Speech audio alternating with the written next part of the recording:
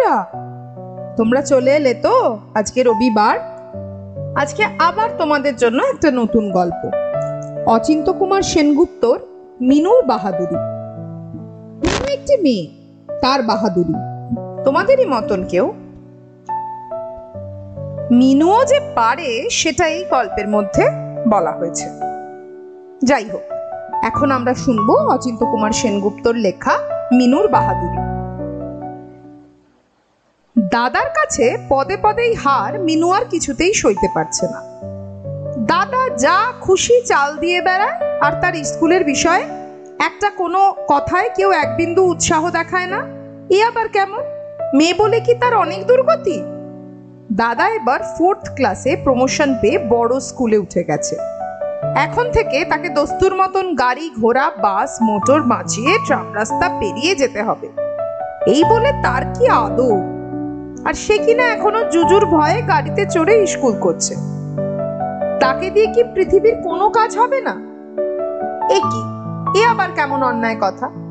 দাদা একদিন এরোপ্লেনে চড়ে বিলেত যাবে, আর সে বাড়িতে বসে উনুন ফোড়াবে, বালি জাল দেবে, কাঁথা সেলাই করবে। মা তো অহর্নি সেই বলেই বকে চলেছে। যেখানে দাদার জন্য আসছে একটা ফাউন্টেন পেন, সেখানে তার জন্য বড় জোর 1 গজ রিবন। দাদার জন্য যেখানে 2 আনার টিফিন, সেখানে তার জন্য বরাদ্দ হচ্ছে মাত্র 1 পয়সার আলু কাবলি। কিছু বলতে গেলেই মা ধমকে ওঠেন। ও ছেলে, ও বড় হয়ে কত পয়সা রোজগার করে আনবে জানিস? তোরা মেয়েরা তো খালি শুষে নিস, তোদের জন্য যা খরচ সে তো জলে ফেলা। কিন্তু মেয়ে হয়েছে বলে এই অপমান মিনু আর সইতে পারছে না। সে বড় হতে পারবে না এমন কোনো কথা আছে নাকি? ক্লাসের পরীক্ষায় এবার তো সে 2nd হয়েছে। দাদা ছুটে এসে বললে, জানি দুজনের মধ্যে তো। আজ্ঞে না, তাদের ক্লাসে গোনাগুনতি 32টা মেয়ে। দাদা তবু নিরস্ত হবে না, টিপ্পনি কেটে বলবে, ভারী তো স্ট্যান্ডার্ড, 100-র মধ্যে 20 পেয়ে ফার্স্ট হয়। আমাদের ছেলেদের কথায় তাকে সোজাসুজি ফেল করা বলে, বুঝলি?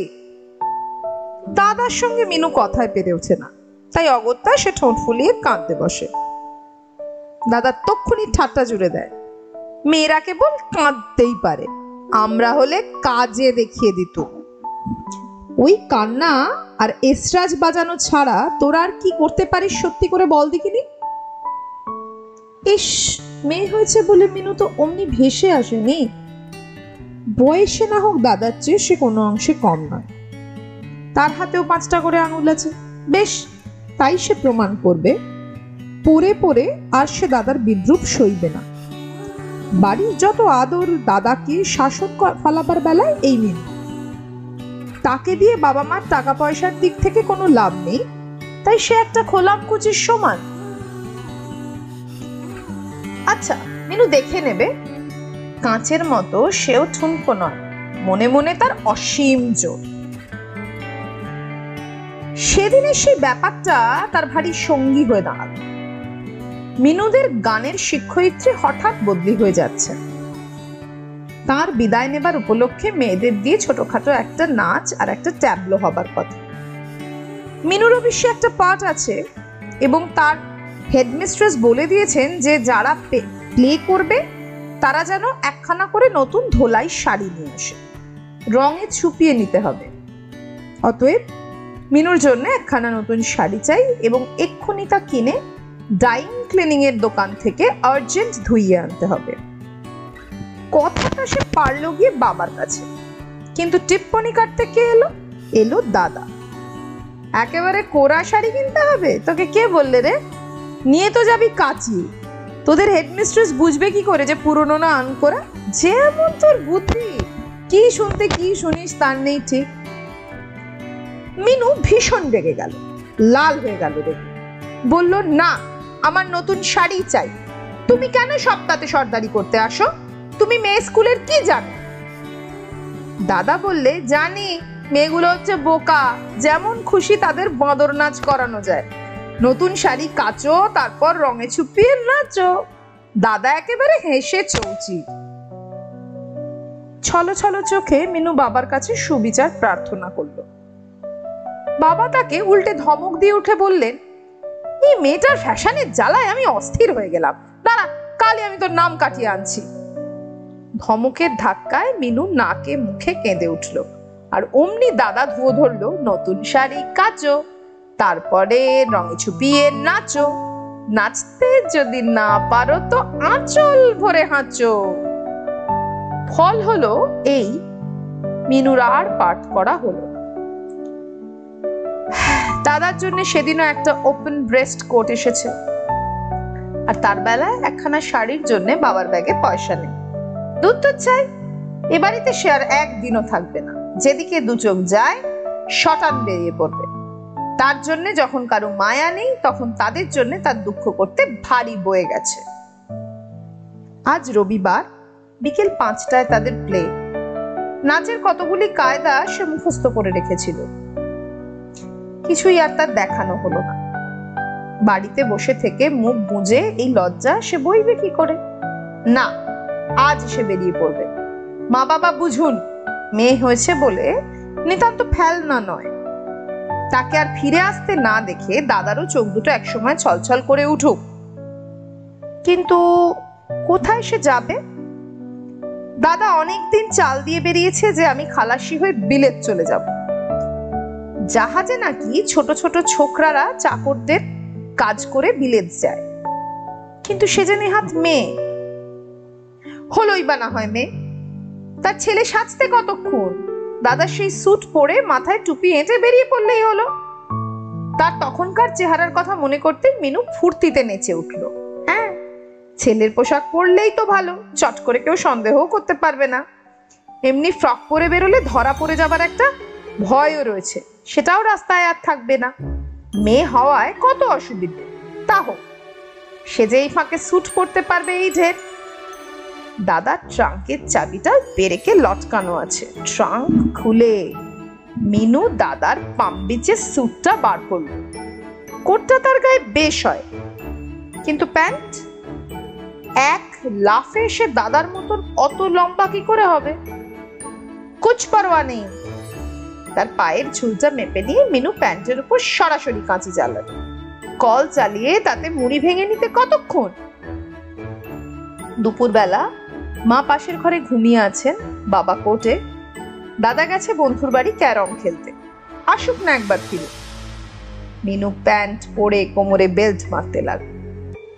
মিনু চলে গেছে, দুঃখ না করলেও অন্তত তার স্যুট নেই এইটা ভেবে তো মাথায় হাত দিয়ে বসে পড়বে।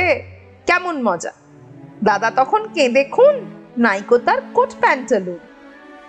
এই ভেবে মিনু তো খুবই আনন্দ পেল। তারপর জুতো একটু ঢলঢলে হচ্ছে বটে। এরপর কি করবে মিনু? তারপরে জুতো একটু ঢলঢলে হচ্ছে বটে, তা হোক, ন্যাকড়া ঢুকিয়ে মিনু তার পায়ের মাপে জুতসই করে নিলে। কিন্তু চুল নিয়ে হলো তার বড্ড ভাবনা। মেয়েদের অনেক ঝঞ্ঝাট, এত রাজ্যের চুল নিয়ে তার কি হবে? কিন্তু নিজের হাতে মানানসই করে বিবাসে কি করে করে? থাকবে, কতদিনের চেষ্টায় কত মাথা ঘষে যে সে এমন চুল ফাঁপিয়েছে ফুলিয়েছে, তা কেটে ফেলবার চিন্তায় তার মুখটা ম্লান হয়ে গেল। থাকবে, রুমাল দিয়ে বেশ আঁট করে বেঁধে সে তাতে টুপি চাপালো।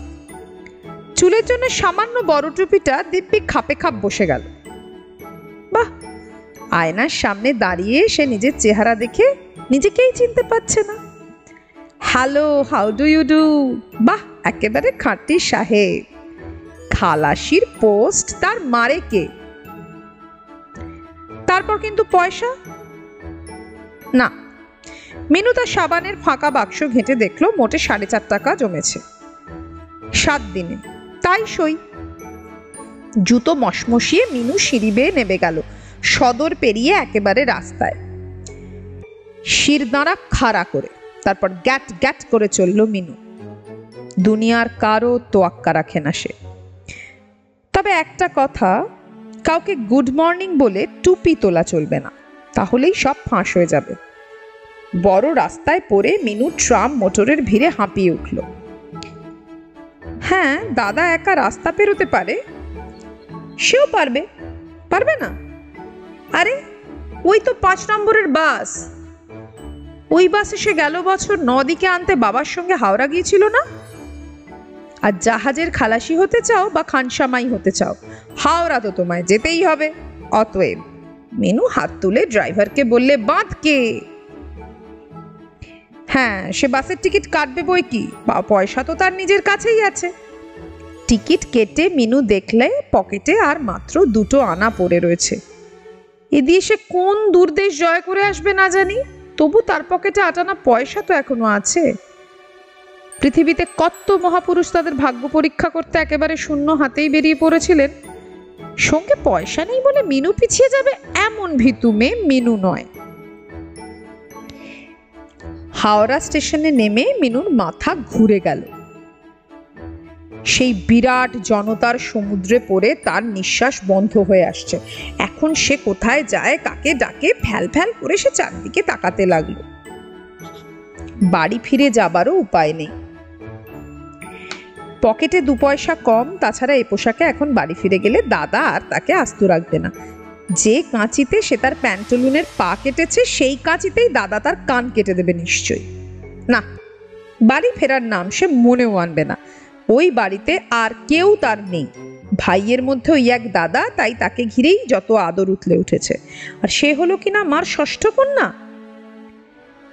তার আর বোনেদের বিয়ে হয়ে গেছে বলে তার জন্য মিনুকে এত হেনস্থা পেতে হবে, এত ধমক, এত হুমকি? না, সে এই অবিচারের প্রতিশোধ নেবে। সে কখনো বাড়ি ফিরে যাবে না, যা থাকে অদৃষ্টে। সে তার নিজের পায়ে ভর করে দাঁড়াবেই। সারি সারি প্ল্যাটফর্মে গাড়ি দাঁড়িয়ে আছে, ফটকের সামনে বিস্তর ভিড়। ওই নম্বরের ট্রেনটাই বোধহয় আগে ছাড়বে।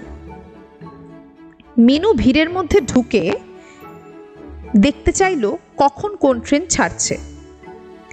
দলে পড়ে কখন প্ল্যাটফর্মে যে ঢুকে পড়েছে তার খেয়াল ছিল না। হয়তো তার পরনে সাহেবী পোশাক দেখেই তাকে সসম্ভ্রমে ছেড়ে দিয়েছে ওই বড় দলটার লোকজন। আর তার সঙ্গে আলাদা করে মিশে যাওয়ার ফলেও বোধহয় কেউ টিকিটও চায়নি মিনুর কাছে। মিনু বুক ফুলিয়ে হেঁটে একটা ইন্টার ক্লাসের কামরায় এসে উঠল। গাড়িতে ভিড় থাকলে কি হবে, এই অ্যাংলো ইন্ডিয়ান ছোকরাটিকে দেখে সামনের বেঞ্চিতে বসা একজন বুড়ো ভদ্রলোক তার বিছানা গুটিয়ে তাকে অনেকখানি জায়গা ছেড়ে দিল। ট্রেন তারপর সময় বুঝে ছেড়ে দিল। যাত্রীদের ভাঙা ভাঙা কথাবার্তা শুনে মিনু বুঝতে পারছে গাড়িটা চলেছে কাশী। কিন্তু সেটা যে কত দূর মিনু তার 2 চোখে কোনো কুল পাচ্ছে না। তারপর বেলা যতই গড়িয়ে গিয়ে চারিদিকে অন্ধকার কালি হয়ে উঠছে, ততই তার বলতে লজ্জা হয়, ভীষণ কান্না পেতে লাগলো। জানলার বাইরে চেয়ে মিনু দেখতে পেল গাছপালা, আকাশ, মাটি সব তার থেকে অবিশ্রান্ত দূরে সরে যাচ্ছে। সামনে তার আঁকড়ে ধরবার আর কিছুই নেই। তাকে না পেয়ে বাড়িতে বাবা মা কেমন দিশেহারা হয়ে উঠেছেন, সেই কথা ভাবতেই কান্নায় তার সমস্ত শরীর তোলপাড় করে উঠল। কিন্তু না, কাঁদবে কি? বাবা মা বুঝুন, একবার হারিয়ে গেলে তার দাম কেমন। এক নিমেষে ছেলের সমান হয়ে ওঠে সে। না, এত সহজেই সে মুষড়ে পড়বে না। ওই ভদ্রলোকের ল্যাজ ধরে সে কাশী গিয়েই হাজির হবে, যা থাকে অদৃষ্টে। কাশী, কাশী সই। সেখান থেকে আবার সে নতুন পথ খুঁজে নেবে, বেরিয়ে পড়বে আবার।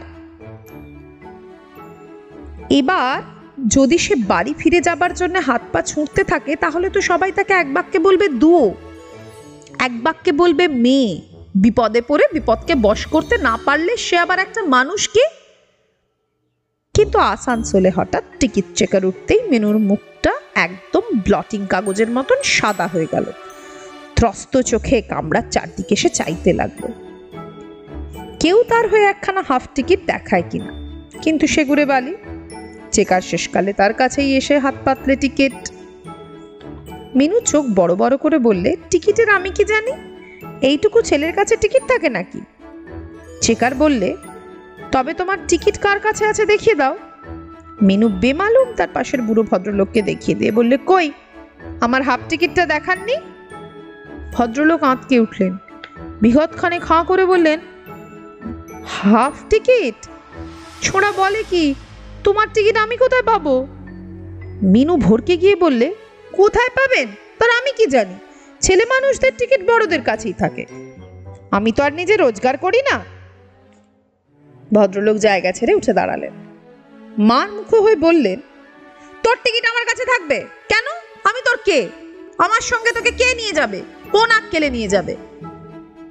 তারপর সহযাত্রীদের দিকে তাকিয়ে বলতে লাগলেন, বাপের জন্মে আমি একে চিনি না, ছোট বলে খাতির করে তখন একটু জায়গা ছেড়ে দিয়েছিলাম, ব্যাস সঙ্গে সঙ্গে আমার ঘাড়ের উপর দিয়ে পা চালাতে চাইছে। গাড়িময় তুমুল শোরগোল পড়ে গেল। চেকার মিনুর আরো সামনে এসে গর্জন করে উঠল, তুমি কোথায় যাবে? মিনু ঘাড় উঁচিয়ে চেকারের মুখের দিকে চেয়ে ফ্যাল ফ্যাল করে চেয়ে বলল, আমি কি জানি।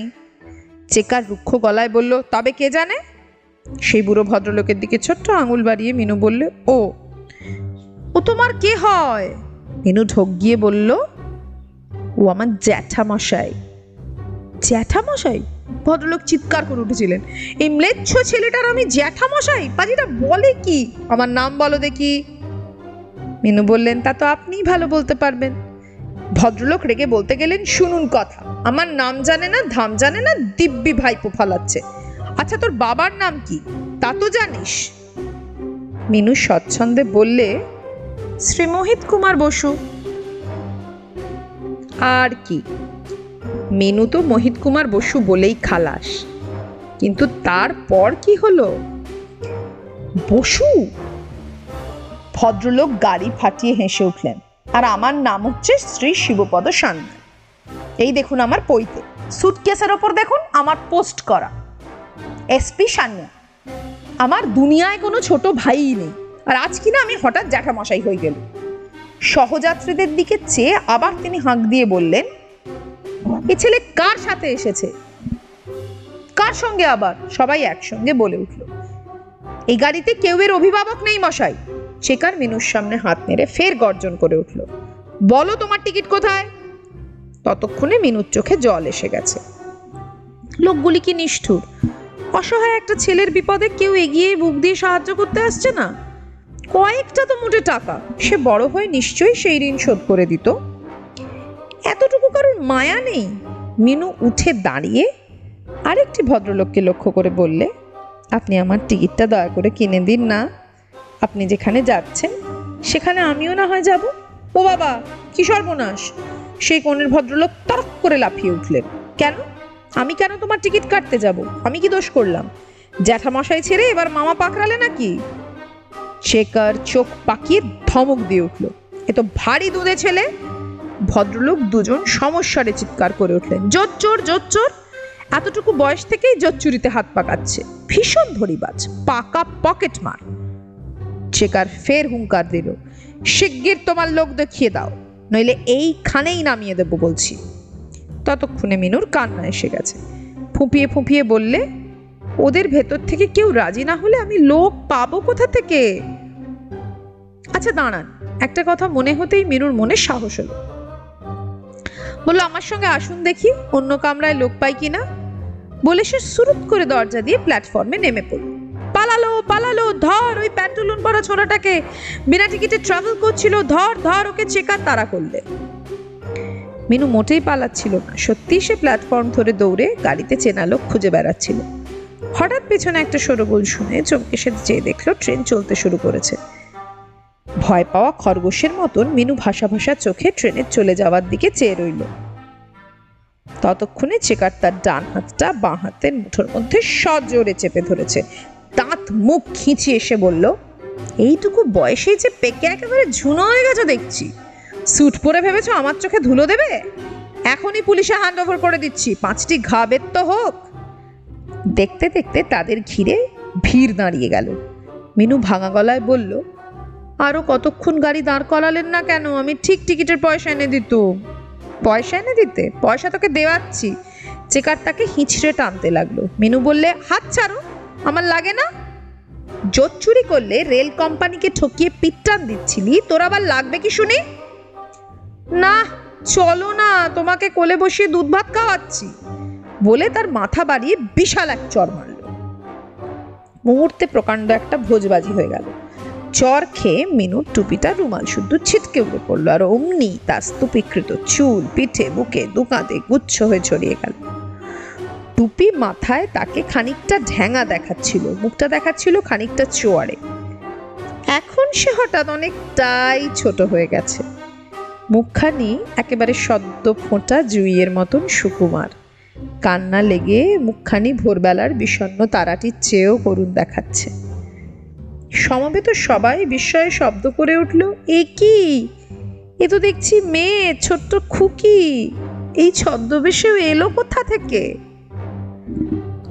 তারপর আর কি, তার উপর শুরু হলো কত প্রশ্ন, অঢল আদর, সান্ত্বনা। তোমার কিচ্ছু ভয় নেই খুকি, আমি থাকতে কেউ তোমাকে কিছু বলতে পারবে না, তোমাকে ছেড়ে দেব। তোমার আবার টিকিট লাগবে না হাতি, পুলিশের সাধ্য কি তোমার গায়ে হাত তোলে? তুমি বলো, কোত্থেকে তুমি এলে, কেন এলে, কার সঙ্গে এলে, কান্না কিসের? আমি তোমাকে বাড়ি পৌঁছে দেব। চলো আমার সঙ্গে রিফ্রেশমেন্ট রুমে, তোমার খুব খিদে পেয়েছে না? খেতে খেতে আমাকে সব বলবে, কেমন? চিকার স্নেহে গলে গিয়ে মিনুর অফুরন্ত আদর প্রাপ্তি হতে লাগলো। আর মিনু